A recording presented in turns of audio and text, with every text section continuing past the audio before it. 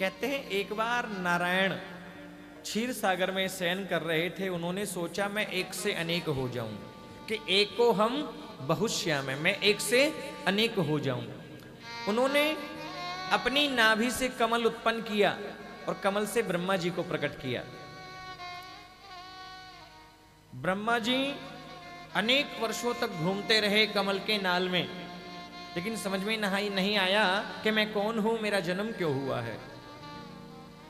दो अक्षर उन्हें सुनाई दिए, ता और पा। हे ब्रह्मा जी तप करो, तप करो, तप करो। ब्रह्मा जी ने तपस्या की, भगवान नारायण ने दर्शन दिया। बोल नारायण भगवान की। नारायण भगवान ने दर्शन दिया है। नारायण भगवान से ब्रह्मा जी ने बताया, प्रश्न किया है, प्रभु मेरा मैं कौन हूं, मेरा क्या काम है। हे ब्रह्मा तुम विधाता हो, तुम पूरी दुनिया का निर्माण करोगे, तुम सृष्टि करता हो, तुम पूरी दुनिया को बनाओ, सृष्टि का निर्माण करो। ब्रह्मा जी कहने लगे, महाराज मैं पूरी सृष्टि को बनाऊंगा, मुझे अभिमान आ गया तो? क्योंकि कहते हैं आप इतना बड़ा काम मुझे दे रहे हो और मेरे मन में अभिमान आ गया तो? भगवान कहते हैं जिसे मेरी शक्ति का ज्ञान होता है उसे अभिमान कभी नहीं होता। ब्रह्मा जी कहते हैं, प्रभु नहीं को अस जन्मा जगमाही, प्रभुता पाए जाए मद नाही। किसी को थोड़ा बड़ा पद मिलता है, बड़ी गद्दी मिल जाती है, उसका बड़ा नाम हो जाता है तो अभिमान आ जाता है। जब ऊंची गद्दी आती है, ऊंचा नाम होता है, बड़ा पद मिलता है तो अभिमान भी साथ में आ जाता है। प्रभु आप मुझे इतना पद दे रहे, इतना बड़ा पद दे रहे हैं, इतना बड़ा स्थान दे रहे हैं कि मैं पूरी दुनिया को बनाऊं, मुझे अभिमान आ जाएगा। भगवान ने चतुश्लोकी भागवत का उपदेश किया। देखो जो करता हूं केवल मैं करता हूं, सबको केवल मैं माध्यम बनाता हूं। चतुश्लोकी भागवत का उपदेश किया कि अहमेवासमेवाग्रे नान्यद यद सत सत्परम पश्चाद हम यदे तच्च यो वशिष्येत सोष्म्यहम्। कहते चतुश्लोकी भागवत, यदि कोई भागवत का पूरा पाठ ना कर पाए तो केवल चतुश्लोकी भागवत का पाठ कर ले तो उसे पूरी भागवत का फल मिलता है, ऐसा संत बोलते हैं। ऐसे ही पूरी रामचरितमानस कोई ना पढ़ पाए तो एक श्लोकी रामायण का पाठ करें, एक श्लोकी गीता, एक श्लोकी भागवत। और चतुश्लोकी भागवत का बड़ा महत्व बताया है। भगवान ने पहले श्लोक में बताया, अहमेवासमेव अग्रे। ब्रह्मा जी जब संसार में कुछ नहीं होता तो केवल मैं ही रहता हूं, और जब पूरा संसार बन जाता है तो सबके भीतर भी मैं ही रहता हूं। और जब पूरा संसार प्रलयकालीन समुद्र में डूब जाता है तब भी केवल मैं ही बच पाता हूं। समझ में आई कि नहीं आई बात? ऐसे समझो, देखो विनोद भैया बैठे, विनोद सर्राफ जी। विनोद सर्राफ जी आए और 100 ग्राम बिस्कुट लेकर के आए सोने का। लो गुरुजी सोने का बिस्किट। अरे वाह विनोद भैया बड़ा अच्छा बिस्किट लाए हो। हाँ गुरुजी आपके लिए बहुत बहुत अच्छा बिस्किट लाए आप। अब बिस्किट दिया, अरे बहुत अच्छा बिस्किट।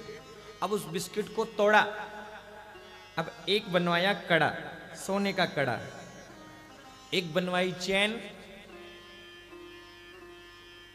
2 कानों के कुंडल बनवाए, 4-5 अंगूठियां बनवाई, है ना, 4 चूड़ी भी बनवा ली। उन्होंने दिया था सोने का बिस्किट, हमने क्या बनवा लिया? एक कड़ा बनवाया, एक चैन बनवाई, कुंडल बनवाए, अंगूठियां बनवाई और एक गले का हार बनवा लिया और 4 चूड़ी बनवा ली। हाँ, एक बार नहीं दिया, 3-4 बार दिए थे। हाँ, वो कह रहे हैं 100 ग्राम में तो ना बने इतनी चीज। अरे एक बार थोड़ी दिया था, 3-4 बार लेकर के आए थे। हाँ, जब कथा होती है तब एक बिस्कुट दे देते हैं मुझे। हाँ, और क्या, बजाओ जोर से। अब महाराज बिस्किट दिया तो सब चीजें बनवाई।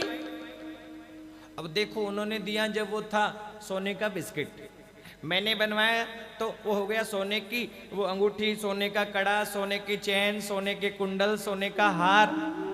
अब एक दिन बड़ा गुस्सा आया महाराज, उसको लेकर के गया और नेमी चंद जी को जाकर के बोल दिया बाबूजी इन सबको गला दो। महाराज उसको भट्टी में डाला और सबको उबाल दिया। अब वो अंगूठी भी खत्म, वो कड़ा भी खत्म, वो चैन भी खत्म, वो कुंडल भी खत्म, वो चूड़ी भी खत्म, वो हार भी खत्म।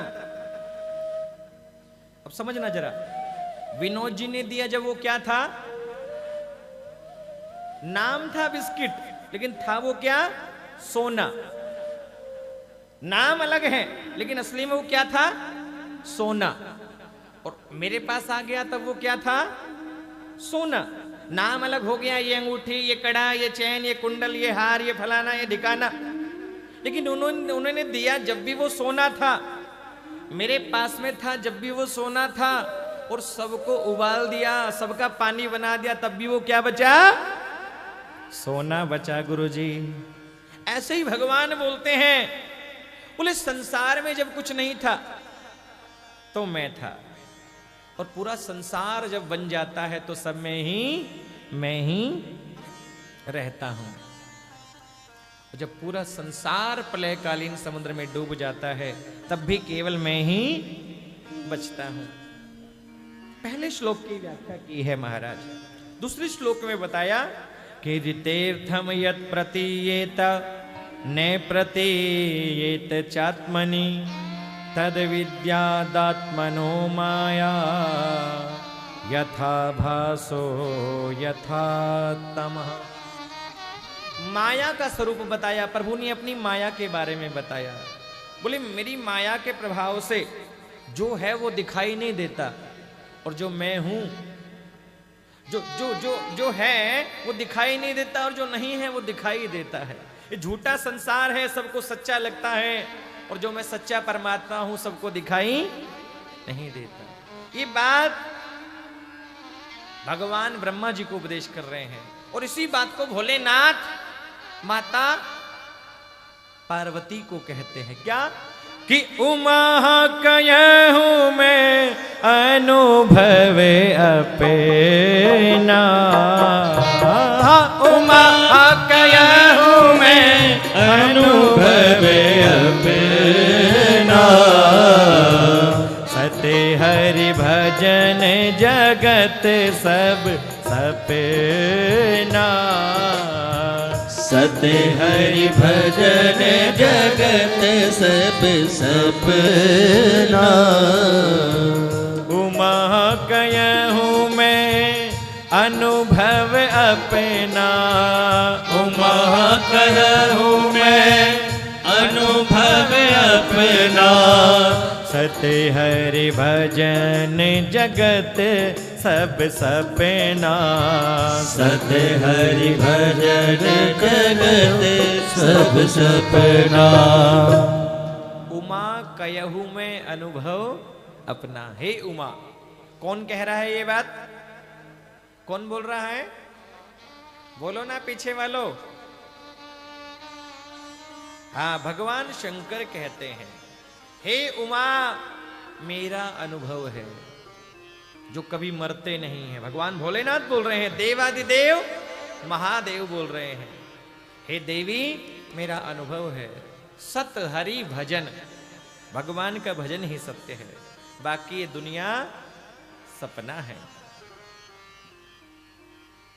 भगवान ने अपना स्वरूप बताया है, जगत क्या है, कि यथा महन्ते भूतानि भूतेषु च वचेष्वनु प्रविष्टान्य प्रविष्टानि तथा तेषु न तेष्वः।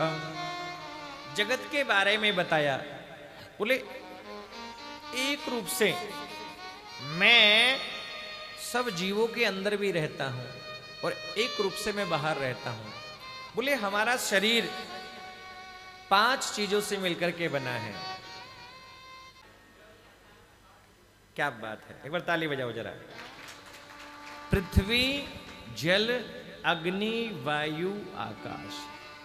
लिखा है कि छिते जल पावक गगन समीरा, छिते जल पावक गगन समीरा, पंच रचित ये है अधम शरीरा, पंच रचित ये है अधम शरीरा, पंच रचित ये है अधम शरीरा, छिते जल पावक गगन समीरा, छिते जल पावक गगन समीरा,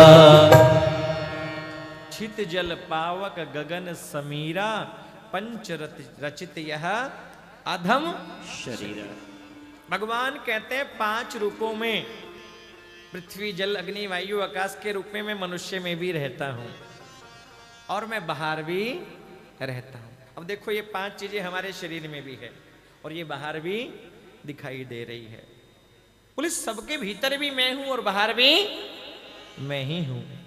और अंत में बताया आत्मा का स्वरूप क्या है कि एतावदेव जिज्ञास्यम तत्व जिज्ञासुनात्मना अनमय व्यतिरेकाभ्या यत् स्यात् सर्वत्र सर्वदा। आत्मा भगवान कहते हैं बोले शरीर का विनाश होता है, ये शरीर मरता है, भिन्न भिन्न रूप धारण करता है। कभी मनुष्य बनकर के आया है, कभी चींटी बनकर के आएगा, कभी हाथी बनकर के आएगा, कभी शेर बनकर के आएगा, कभी गधा बनकर के आएगा, कभी बैल बनकर के आएगा। कितनी योनियां हैं मालूम आपको? 84 लाख योनियों में भटकने के बाद ये मानव का शरीर मिलता है। अच्छा मैं नहीं कह रहा ये बात, ये शास्त्रों में लिखा है। क्यों गुलशन भैया?